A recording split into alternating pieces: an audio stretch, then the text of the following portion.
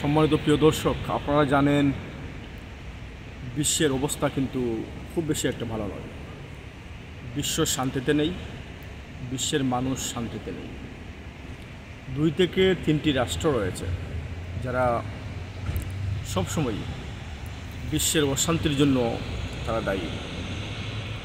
যেখানে মানুষের ভাত নেই, যেখানে মানুষের খাদ্য নেই, নিরাপত্তা নেই, বাসস্থান নেই, সেখানে কিন্তু তারা crore crore billion billion pound এবং ডলার খরচ করে মানুষ মারার, মানুষকে হত্যা করার চেষ্টায় তারা রয়েছে। তারা আবার মানবতাবাদী মানুষ, মানবতার পক্ষে কথা বলে, মানুষের পক্ষে কাজ করে, এই ধরনের কথা সব সময় তারা বলে। অথচ মানুষকে মারতে, মানুষের রক্ত নিয়ে খেলা করতে কিন্তু তাদের হাত কাঁপে না। আসুন আমরা মানবতার জন্য ঐক্যবদ্ধ হই, মানুষের জন্য ঐক্যবদ্ধ হই। আজকের যে সংবাদের বিশ্লেষণ, সেই বিশ্লেষণটা হচ্ছে, আপনারা জানেন আজকে সকালে কিন্তু ইরান নিশ্চিত করেছে, ইরান কনফার্ম করেছে যে তারা আপাতত ইসরায়েলের সাথে কোনো সমঝোতায় যাবে না, কোনো এগ্রিমেন্টে যাবে না। তারা মনে করে যে ইসরায়েল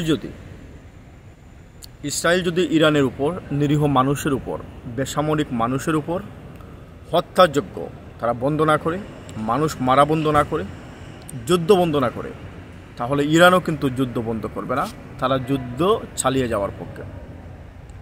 আমি মনে করি যে ইরানের এই জায়গা থেকে তারা অত্যন্ত শক্ত অবস্থানে রয়েছে। ইরান এত সহজে যে পরাজিত হবে এবং হার মানবে, আমি তা মনে করি না, এবং এটা বিশ্বাসযোগ্য নয়। ইরান হারবে কি জিতবে, এটা হচ্ছে অনেক পরের একটা হিসাব। কারণ বিশ্বের সাথে একা একটা দেশের জয়ী হওয়া কিন্তু খুবই কঠিন ব্যাপার। ইরান তার অবস্থান থেকে তারা চেষ্টা করে যাচ্ছে সর্বাত্মক, 2-1টা দেশ ছাড়া কেউ তাদেরকে সাহায্য করছে না। তারপরেও তারা তাদের অবস্থান থেকে অনেক চেষ্টা করে যাচ্ছে, কিন্তু তারা জয়ী হবে কি পরাজিত হবে এটা নিয়ে আমরা কোনো কমেন্ট করব না। তবে তারা যে প্রচণ্ড, অত্যন্ত বেশি এবং সর্বাত্মক চেষ্টা করে যাচ্ছে ইসরায়েলের বিরুদ্ধে, তা একেবারেই স্পষ্ট। এবং তারা এত সহজে কিন্তু হার মানবে না। তারা যুদ্ধ করতে করতে যখন ক্লান্ত হবে, তখনই তারা হার মানতে পারে, যদি তাদেরকে বাধ্য করা হয়। কিন্তু আমার কাছে মনে হয় যে ইরান এত সহজে পিছু হটবে না, এত সহজে হটবে না।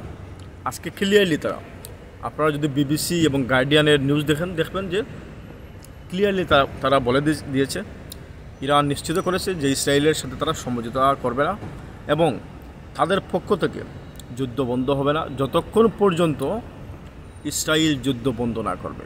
এবং আমেরিকা কিন্তু এসব ক্ষেত্রে তারা গডফাদার। ইচ্ছা করলেই কিন্তু তারা এই যুদ্ধটাকে বন্ধ করার জন্য সর্বাত্মক এবং কার্যকর ভূমিকা নিতে পারত। আমেরিকা সে কার্যকর ভূমিকা না নিয়ে তারা একপেশে কিন্তু একটা দেশের পক্ষপাতিত্ব করছে, এটা আপনারা সবাই জানেন। অথচ তারা আজকে মানবতার ধারক এবং বাহক।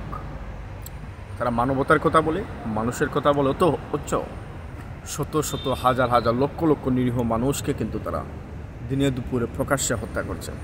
তাদের হাত থেকে কিন্তু একটা ছোট্ট বাচ্চা, একটা পেটের বাচ্চা পর্যন্ত কিন্তু তাদের হাত থেকে নিস্তার পায়নি, রেহাই পায়নি।